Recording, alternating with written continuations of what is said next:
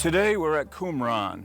We're near the caves where the astounding Dead Sea Scrolls were discovered in 1947 by a young shepherd boy who was looking for a stray goat.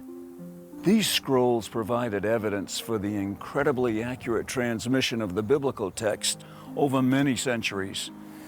The scrolls came from a very devout community. They were known as Essenes. They lived here before and during the time of Jesus. It's thought John the Baptist, the cousin of Jesus, may actually have been one of the Essenes. And here we are in the remains of their community.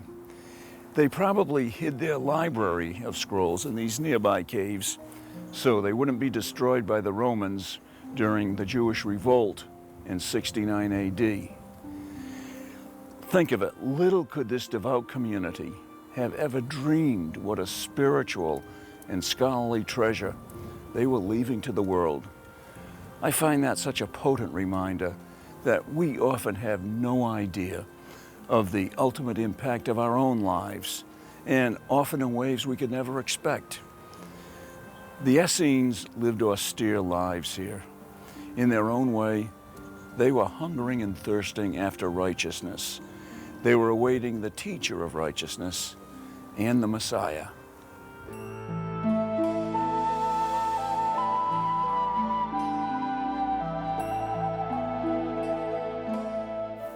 I'm here by one of the mikveh, or spiritual baths, here at Qumran.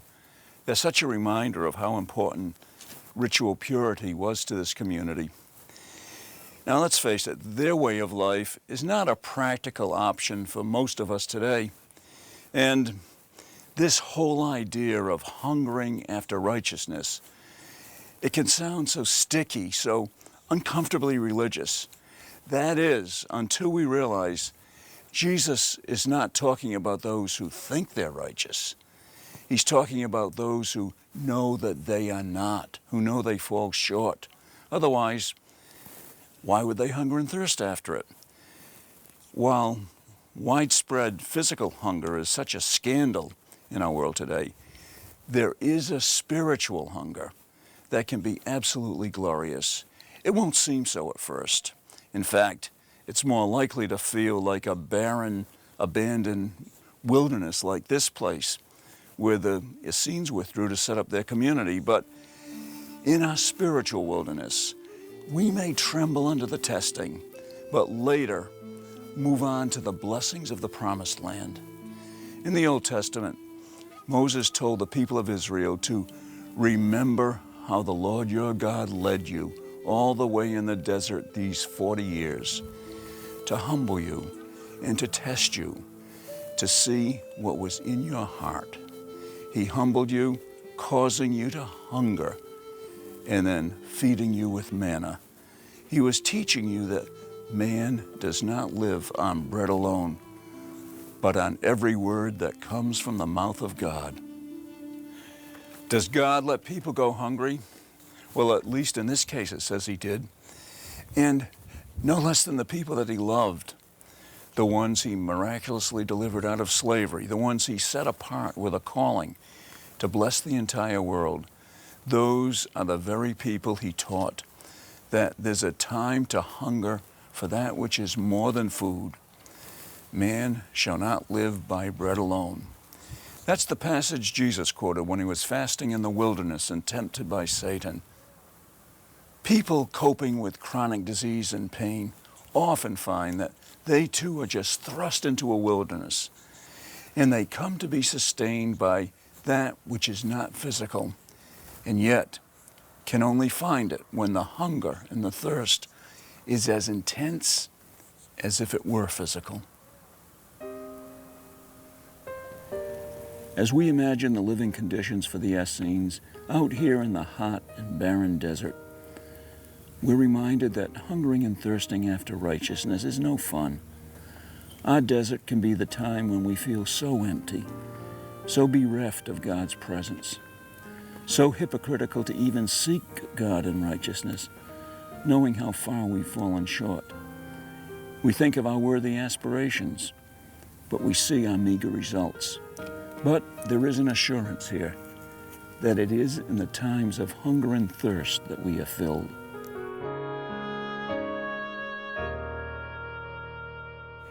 This has a direct bearing on those who are suffering and those whose lives hang in the balance, for it's a time when we're just so prone to ask, where is God? What does he expect of me? And even if I knew what he wanted, how could I possibly fulfill it now in this weakened condition? Now, I'm not talking about the angry accusations of the one who is suffering and taunts God with, how can you stand by and do nothing? Or, if you're good, why did you let this happen to me? Or, if you're all-powerful, God, then why don't you fix things for me right away? No, I'm talking about the one who can now ask, even in the midst of suffering and weakness, how could I have been so blind to my blessings? How could I have wasted so much time in trivial things? What might my life have been like if I had sought God much earlier and put him first? We come to see that we have no claims in God's sight. We've got no basis to make demands of him. And wonderfully, it seems when we come to this point that what we lack, he provides. We realize we can believe and trust him. We can still find what we're gifted to be and fulfill what is still possible, even in our limited circumstances. We can give back to God whatever we are, no matter how weak and diminished we feel, for him to use as he wishes.